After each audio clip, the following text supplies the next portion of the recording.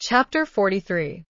Looking back, I realize that what I have written about Charles Strickland must seem very unsatisfactory. I have given incidents that came to my knowledge, but they remain obscure because I do not know the reasons that led to them. The strangest, Strickland's determination to become a painter seems to be arbitrary, and though it must have had causes in the circumstances of his life, I am ignorant of them. From his own conversation, I was able to glean nothing. If I were writing a novel, rather than narrating such facts as I know of a curious personality, I should have invented much to account for this change of heart.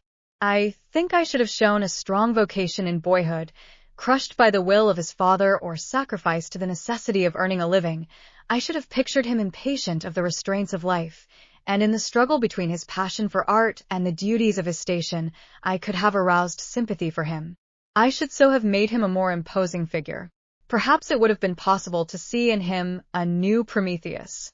There was here, maybe, the opportunity for a modern version of the hero who, for the good of mankind, exposes himself to the agonies of the damned. It is always a moving subject. On the other hand, I might have found his motives in the influence of the married relation. There are a dozen ways in which this might be managed.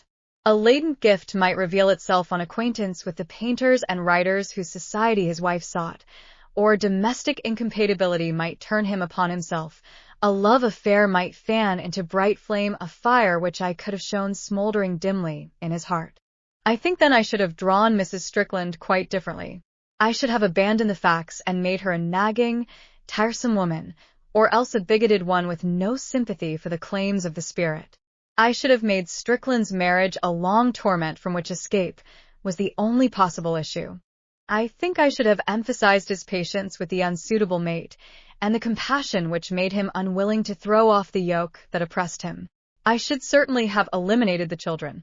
An effective story might also have been made by bringing him into contact with some old painter whom the pressure of want or the desire for commercial success had made false to the genius of his youth, and who, seeing in Strickland the possibilities which himself had wasted, influenced him to forsake all and follow the divine tyranny of art.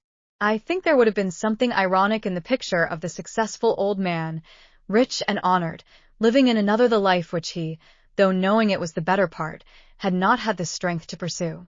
The facts are much duller.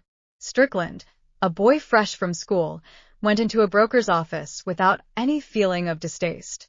Until he married, he led the ordinary life of his fellows, gambling mildly on the exchange, interested to the extent of a sovereign or two on the result of the Derby or the Oxford and Cambridge race. I think he boxed a little in his spare time. On his chimney-piece, he had photographs of Mrs. Langtry and Mary Anderson. He read Punch and the Sporting Times. He went to dances in Hampstead. It matters less that for so long I should have lost sight of him. The years during which he was struggling to acquire proficiency in a difficult art were monotonous, and I do not know that there was anything significant in the shifts to which he was put to earn enough money to keep him. An account of them would be an account of the things he had seen happen to other people.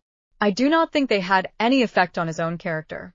He must have acquired experiences which would form abundant material for a picaresque novel of modern Paris, but he remained aloof, and judging from his conversation there was nothing in those years that had made a particular impression on him.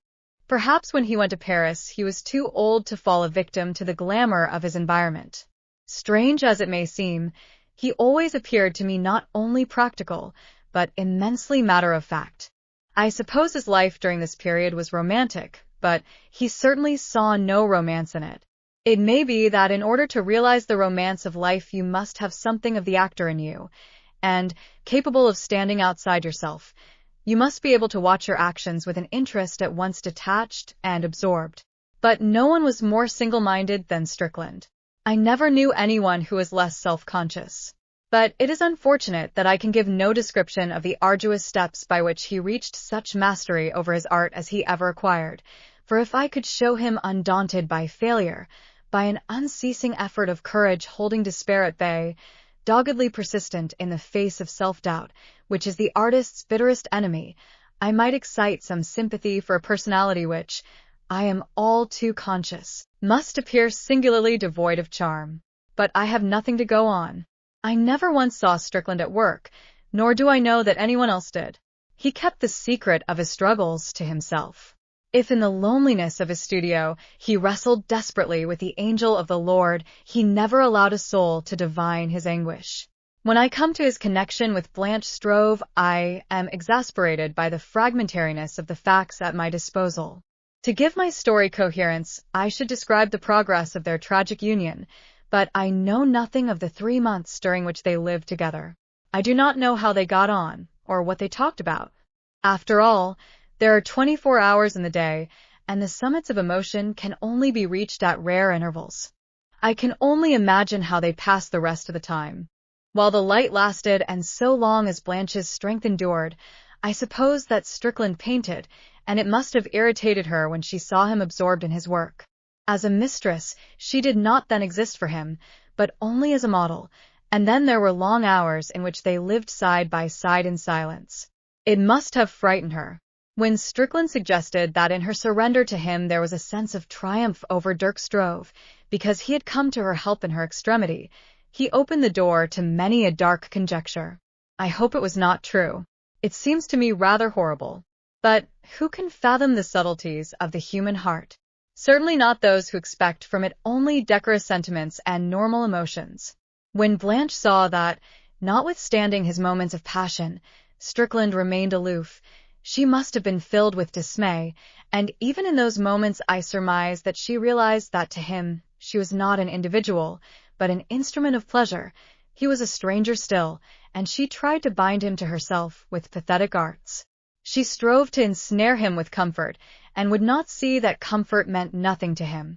She was at pains to get him the things to eat that he liked, and would not see that he was indifferent to food. She was afraid to leave him alone. She pursued him with attentions, and when his passion was dormant sought to excite it, for then at least she had the illusion of holding him.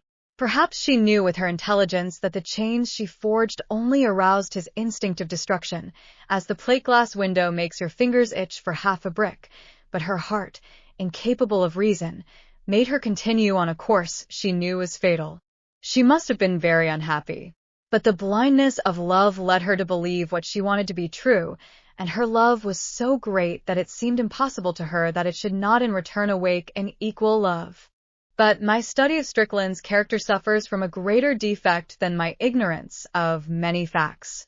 Because they were obvious and striking, I have written of his relations to women, and yet they were but an insignificant part of his life. It is an irony that they should so tragically have affected others. His real life consisted of dreams and of tremendously hard work. Here lies the unreality of fiction. For in men, as a rule, love is but an episode which takes its place among the other affairs of the day, and the emphasis laid on it in novels gives it an importance which is untrue to life. There are few men to whom it is the most important thing in the world, and they are not very interesting ones. Even women, with whom the subject is of paramount interest, have a contempt for them. They are flattered and excited by them, but have an uneasy feeling that they are poor creatures. But even during the brief intervals in which they are in love, men do other things which distract their mind. The trades by which they earn their living engage their attention. They are absorbed in sport. They can interest themselves in art. For the most part, they keep their various activities in various compartments, and they can pursue one to the temporary exclusion of the other. They have a faculty of concentration on that which occupies them at the moment, and it irks them if one encroaches on the other. As lovers, the difference between men and women is that women can love all day long, but men only at times. With Strickland, the sexual appetite took a very small place. It was unimportant. It was irksome. His soul aimed elsewhither. He had violent passions, and on occasion desire seized his body, so that he was driven to an orgy of lust, but he hated the instincts that robbed him of his self-possession. I think, even, he hated the inevitable partner in his debauchery. When he had regained command over himself, he shuddered at the sight of the woman he had enjoyed. His thoughts floated then serenely in the empyrean, and he felt towards her the horror that perhaps the painted butterfly, hovering about the flowers, feels to the filthy chrysalis from which it has triumphantly emerged. I suppose that art is a manifestation of the sexual instinct. It is the same emotion which is excited in the human heart by the sight of a lovely woman, the Bay of Naples under the yellow moon, and the entombment of Titian. It is possible that Strickland hated the normal release of sex because it seemed to him brutal by comparison with the satisfaction of artistic creation. It seems strange even to myself when I have described a man who is cruel, selfish, brutal, and sensual to say that he was a great idealist. The fact remains. He lived more poorly than an artisan. He worked harder. He cared nothing for those things which with most people make life gracious and beautiful. He was indifferent to money. He cared nothing about fame. You cannot praise him because he resisted the temptation to make any of those compromises with the world which most of us yield to. He had no such temptation. It never entered his head that compromise was possible. He lived in Paris more lonely than an anchorite in the deserts of Thebes. He asked nothing his fellows except that they should leave him alone. He was single-hearted in his aim, and to pursue it, he was willing to sacrifice not only himself. Many can do that, but others. He had a vision. Strickland was an odious man, but I still think he was a great one.